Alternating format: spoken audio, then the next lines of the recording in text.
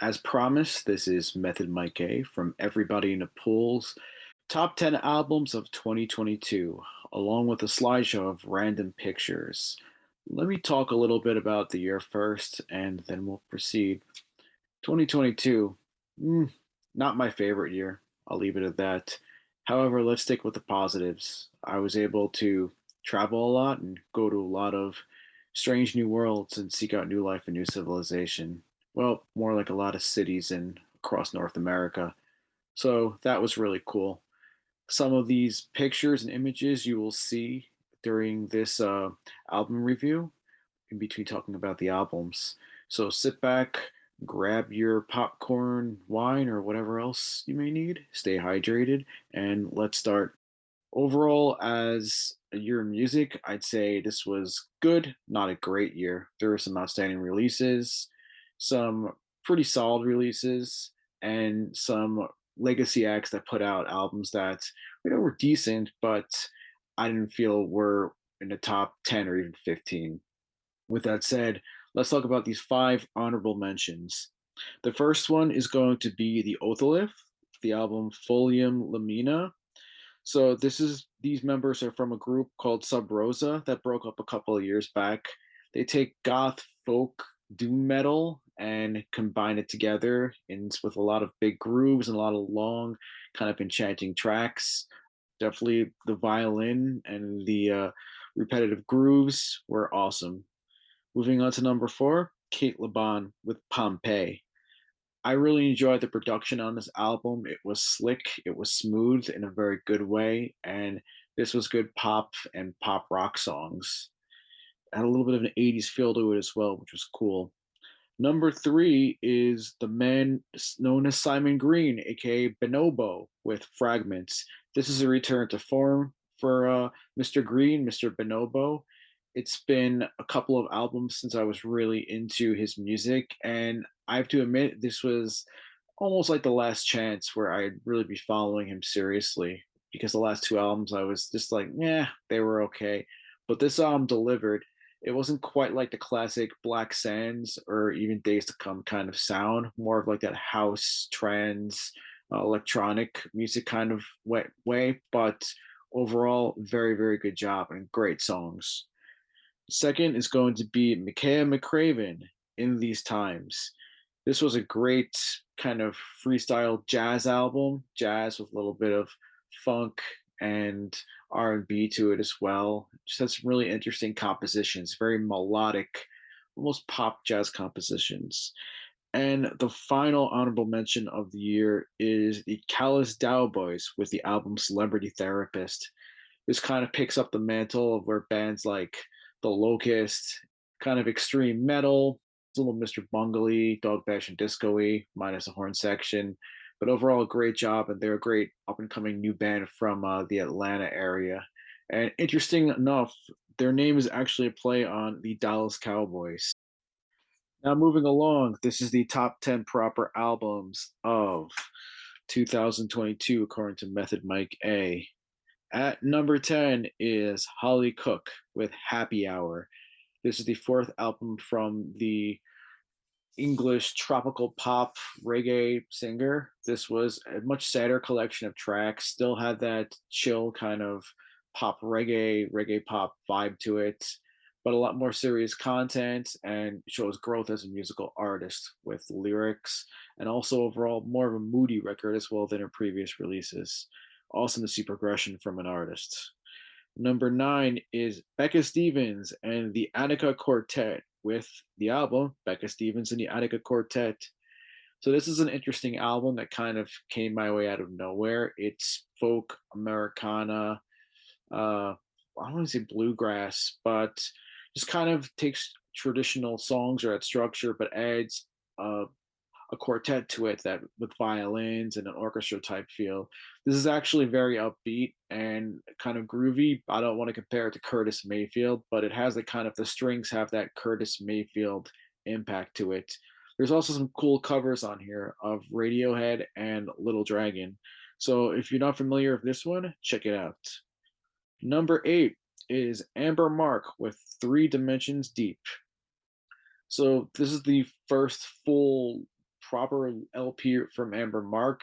It's an interesting album in that it's a little bit has a little bit of a sci-fi theme, a little bit psychedelic, a little bit futuristic. I don't want to call it neo soul or neo R&B, but it has a little bit of those elements to it, and it has some gospel church music as well, but in a very modern way with the production. And there are a lot of really, really great moments. This album really, really shined. It's a long album too, so it's definitely good for repeated listens. And much like Becca Stevens, but in a different way, it's good to see Amber Mark progress as an artist.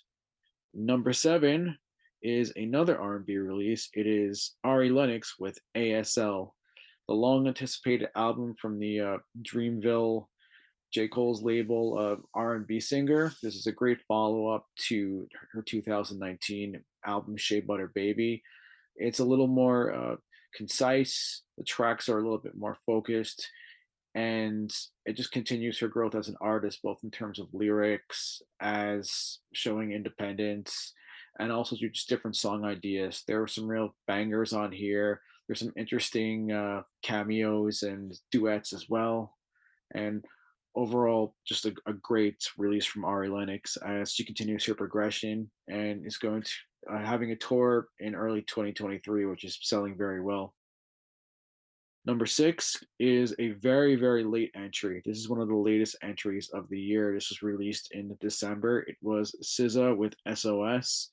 I really loved her Control album, which came out about a little over 5 years ago. There are a lot of delays and a lot of just behind the scenes stuff that went into this album coming out, but it delivered. This is a very, very long album. It almost reminds me of a 90s album in that kind of sense, where there's not many skits. It has a lot of 2 to 3 minute tracks and some very, very diversified in style. There's even like a pop punk song on here. ODB makes a posthumous cameo in the closing track. The only thing I'd say, not even a negative, but I think the vocals have a little too much auto tune on them. Otherwise, this album would have been top three. But the songs generally work. They generally groove, generally very melodic. And overall, it's a fun listen that you have to listen to repeatedly to kind of catch everything. Number five is Cave In with Heavy Pendulum. This is the first album Caven did after the passing of Caleb Schofield a couple of years back. Nate Newton from Converge, who has also played with Stephen Brodsky in the Blood Moon supergroup, he is now the bass player of Caven. This is one of the best albums that this band's ever produced. Great songs. It's heavy, psychedelic. It feels like an album that would be right at home with the 120 minutes era or Headbangers Ball of the 1990s. It's a full album. It has a lot of meat to it, great songs, and great job. Number four is going to be Vince Staples with Ramona Park, Broke My Heart. I really enjoyed this album. It kind of went a little bit under the radar, but in terms of hip hop rap releases for this year, it was well done. It blends modern production with old school production in a way that the beats are more modern in the sampling, but Vince doesn't rely on the drowned auto tune, which has kind of become almost like a cliche and something that's a little bit overdone in modern hip hop. Some great real bangers on this one. You can really groove and get into it. The top three, drumroll please. Danger Mouse and Black Thought with Cheat Codes. Now, this was a great old school album, hip hop album. This could have been right in place of any of the '90s classics or 2000s era albums. Another possible was Cameo, but this time from MF Doom. This album just was so melodic, so many just interesting things to repeat in the production, to repeat, and you could listen to over and over again. Uh, really great melodies that you could hum, as mentioned before, and awesome beats. I really also appreciated the Run the Jewels cameo. That track is a tremendous workout track. Number two is going to be Niloufer Yanya with Painless. This album came out early in the year, and when I first heard it, I was just really impressed. This is the newest album from the alternative, I guess you could call her alternative singer songwriter. She has a very interesting way of playing guitar, which can kind of be a little bit dissonant in that Robert Fripp St. Vincent kind of way, but also very melodic in, ooh, I don't even know if I wouldn't say Jane Mascis. I wouldn't even say Juliana Hatfield.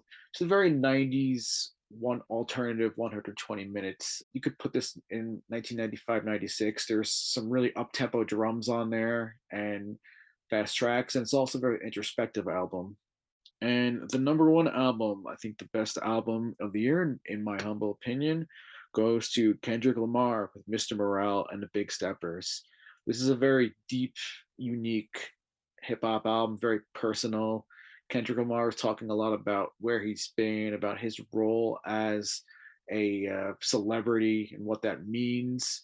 It talks a lot about the era that we just got out of, the pandemic era, and this also really kind of goes where no hip hop albums go to, very deep and prevalent, talking about the post pandemic era, talking about parenthood, both his relationship with his parents and as a parent, and also too about transitioning from one gender to another. And that's something very unlike anything I've heard in hip hop before. And that to me was kind of Anti Diaries, kind of like this the standout track along with Savior. And there are just so many great moments on this album.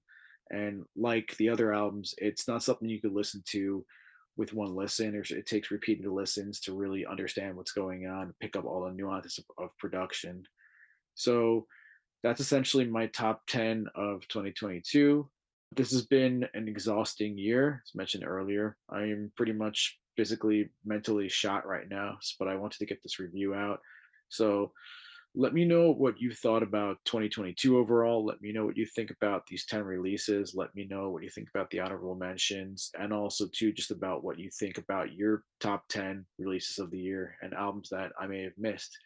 Like any year, you're always gonna miss things, and you're always gonna go back and hear things and be like, "Wow, what the heck? Where the heck was that?" Perfect example is a Mary Timony record that's about 20 years old. I'm hearing for the first time recently. Wow, how did I miss that back in the day? But that's part of life. It happens. You're always gonna find things later. So happy and healthy new year. Hopefully 2023 is awesome in everything you, the listeners, and me, the host, presenter, curator, whatever you want to call me, would like happen and get what we want in a positive way, of course. And that's about it. Like, share, subscribe. For everybody at Pool, this is Method Mike A. Happy and healthy new year. I'm out.